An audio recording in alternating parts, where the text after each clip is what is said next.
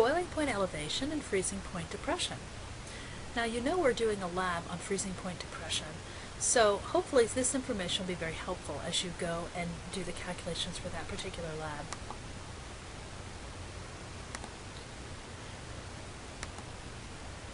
These are two examples of colligative properties. Remember, colligative properties are properties of solutions that depend only on the number, not the identity of the solute particles in an ideal solution. So it doesn't really matter what's being dissolved, it matters what it's being dissolved into. So examples: boiling point elevation, freezing point depression, and finally osmotic pressure. Boiling point elevation. A non-volatile solute elevates the boiling point of the solvent. Now you might say, what is a non-volatile solute?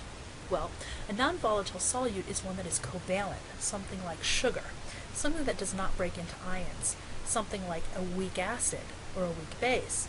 These are non-volatile solutes because they elevate the boiling point of the solvent.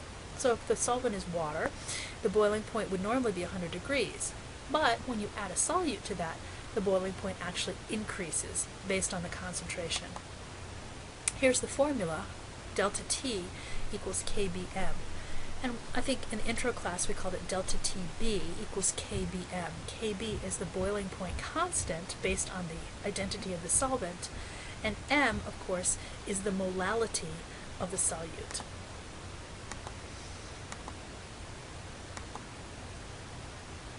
Freezing point depression, which is what our lab is about, is based on the fact that when a solute is added to a solvent, the freezing point of the solution is lower than that of the pure solvent. So, for example, if we are putting some benzoic acid into lauric acid, or lauric into benzoic, either way, whichever one is the solvent, that freezing point is going to be lower than expected as a result of putting a solute in. Here's the formula, again, delta Tf, or delta T, equals Kfm. Delta T is the freezing point depression, or the change in freezing point. Kf is the freezing point constant based on the identity of the solvent, and the molality of the solute is noted by the lowercase m. Here is what happens when a solute is added to a solvent. Now, if you notice the chart here, you can see that the pink line is the vapor pressure of pure water. It's kind of a pressure-temperature relationship. Remember, over on the left-hand side here, we have solid phase of matter. Here we have liquid, and here we have gas. And so under normal conditions, you can see that where the solid becomes a liquid at 1 atmosphere, because it's based on the pressure, would be right here. And if we read straight down, right here, that would be the normal freezing point of water, which of course we know is 0 degrees. Here, 1 atmosphere pressure, and the temperature would be the normal boiling point of water, right there. And that would be true under normal conditions. Now, what happens when we add a solvent to that water? What it does is it actually lowers or depresses, pushes down the diagram such that now here is the boiling point, right here. And obviously that's the delta TB, or the change of boiling point, the difference between what it used to be and what it is now. And the freezing also changes. The line between the solid and the liquid also decreases, freezing point depression. And again, you can see the difference in the freezing point of water is notated here on this graph. It actually lowers the vapor pressure, it pushes the vapor pressure of the solution down. And so that's what causes these two changes, boiling point elevation and freezing point depression. So let's look at an example. A solution was prepared by dissolving 25 grams of glucose in 200 grams of water. The molar mass of glucose is 180.16 grams per mole. What is the boiling point of the resulting solution in degrees Celsius? Glucose is a molecular solid that is present as individual molecules in solution. You might think that's a very nice thing to say and just more information, but it's actually quite helpful, as we'll see later, because knowing that glucose does not break into ions lets us to be able to use the solution we just the formula that we just talked about. In this case, we're talking about boiling, so we're going to use delta TB equals KBM. So we're going to need to find the boiling point constant, which you can find in your textbook or other chemistry reference book. We need to know the boiling point constant for the solvent. Now the solvent here is water. So we would look up the boiling point constant and we get 0.512. And that's degrees Celsius per molal.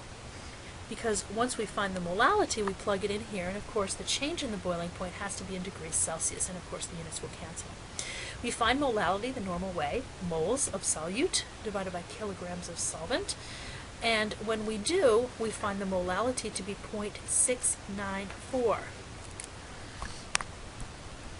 And what I did was I took 25 grams, converted it to moles by using 180.16, and then I divided that by 0.200, and that's kilograms per water. When we work out the entire thing, I believe you will see that the answer will be revealed in a minute. Okay. This particular program really likes to box in the things you're supposed to use as information. In the end, the change in boiling point is actually 0.35 when I solve for delta TB, but the question says, what is the boiling point of the resulting solution? Now I know water boils at 100.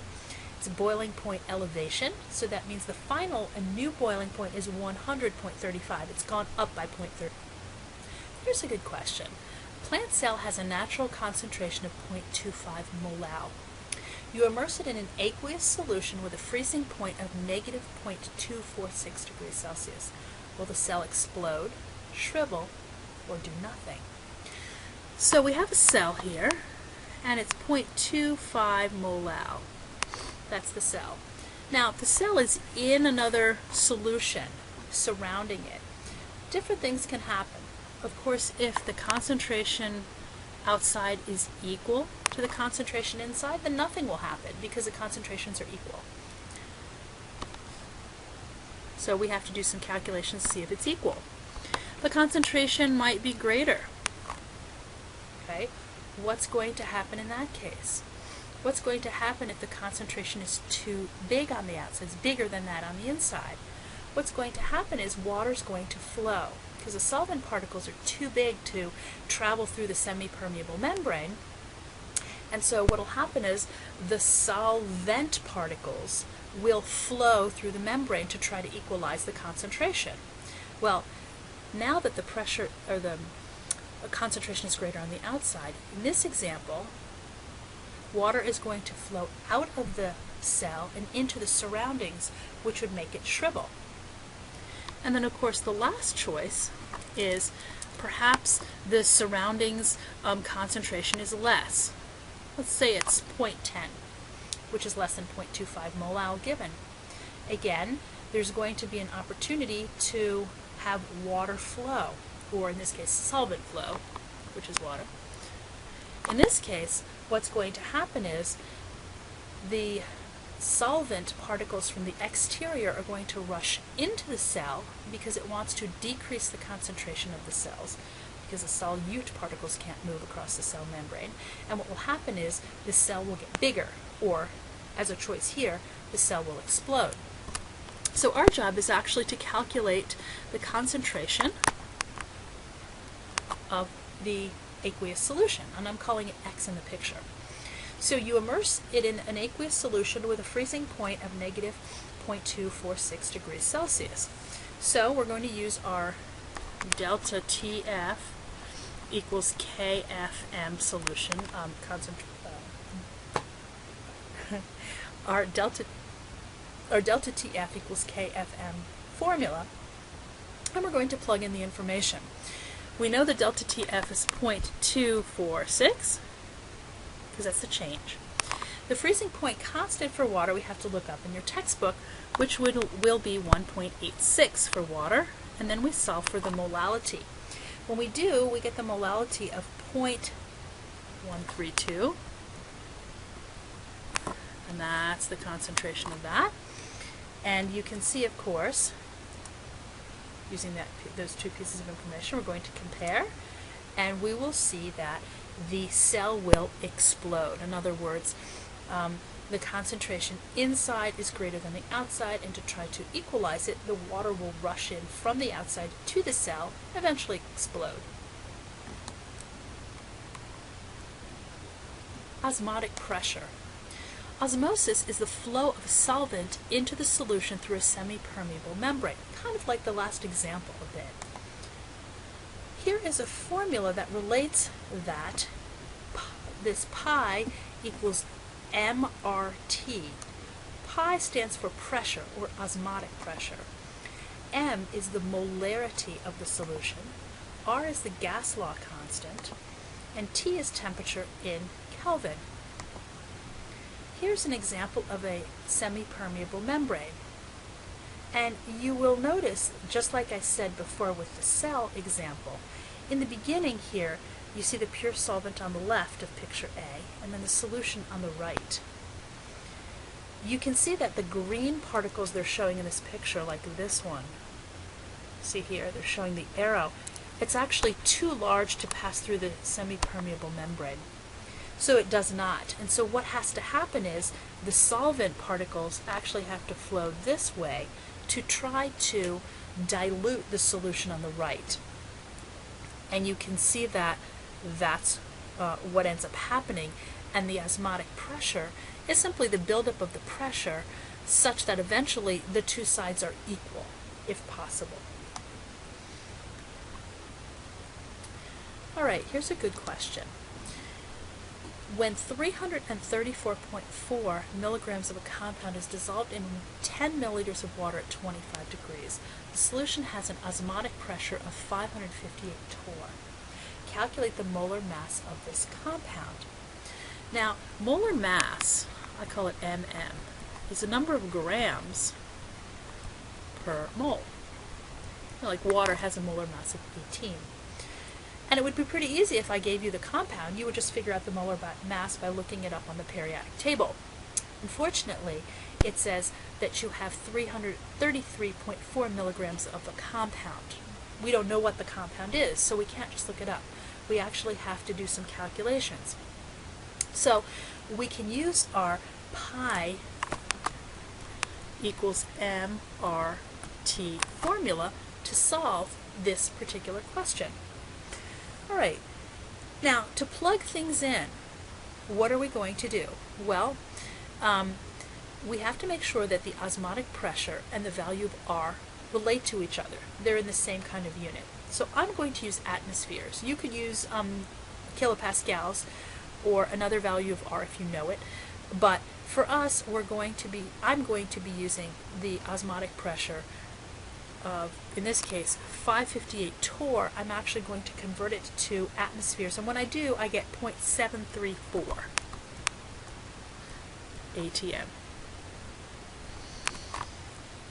Then I'm going to solve for the molarity of this formula.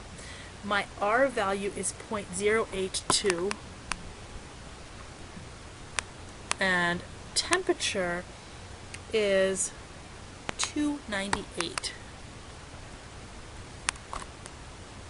Then I solve for the molarity of the formula. Once I have the molarity, remember molarity is the number of moles per liter. So what do I do? Well, I have the answer for molarity. And what I did, I got 0.0298. 0.0298. So that is the molarity, 0.0298. The number of moles I'm going to solve for, and remember, the volume is 10 milliliters, or 0.01 liter. Once I have my number of moles, remember, I'm going to solve molar mass is grams per mole. So once I solve that and I get 0.00298, that's what I get there. The number of grams I put here, I have to convert, of course.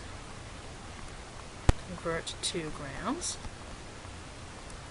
And when I divide, I should get close to, if not equal to, the answer that they provide here, which is 111 grams per mole. And of course, at that point, I might be able to identify the unknown substance if I'm given a list. I would add up the atomic masses, or formula mass, find the formula mass, and I would see if it's equal to 111 grams. The last and important section of this chapter about colligative properties is what happens with a solution that ionizes or is an electrolyte. What do we do then to those formulas? We introduce something called the von 't Hofft factor, or the letter I. It's the relationship between the moles of solute dissolved and the moles of particles in solution, and it's expressed as this formula. Now, we don't really need to know this formula because we simply look at the number of ions in solution and we actually change the formula that we had before. So, for example, here's a picture. At a given instant, a small percentage of the sodium and chloride ions are paired and thus count as a single particle. You can see NaCl. But some of them actually ionize and break apart. So the expected value for I can be determined for a salt by noting the number of ions per formula unit. So NaCl has 2 ions, so the von 't Hofft factor is 2. Potassium nitrate also has 2 because there's 1 potassium and 1 nitrate, whereas sodium phosphate has 4 ions because there's 3 sodiums and 1 phosphate. Remember, polyatomics count as 1 unless they are part of a, in a parenthesis with a number outside. So what do we do to the equations? Well, here's the equation. Delta T equals IMK, or as I preferred it, delta TF equals IKFM, or delta TB equals IKBM. In other words, we stick an I in. So if the solute is ionic and breaks into ions, we actually multiply by that number of ions in solution, and that changes the freezing point. In other words, if we have a 1 molal solution of sugar and a 1 molal solution of salt, this 1 molal solution of salt actually freezes or lowers the freezing point of water twice as much as a sugar solution. Here's how the osmotic pressure formula is changed. Notice we multiply by the number of ions in solution. And then finally, colloids, just vocabulary, it's a suspension of tiny particles in some medium. Things like fog or a colloid. You can't see through them. They do not pass the Tyndall effect. So it's a lot like a solution. The particles are suspended. You can't necessarily see them with the naked eye, but they're just a larger size. And again, the Tyndall effect is a scattering of light by particles. The Tyndall, you will see the light in a colloid. You will not see the light in a solution. The suspended particles are single large molecules or aggregates of molecules or ions ranging in size from 1 to 1,000 nanometers. And that ends our chapter.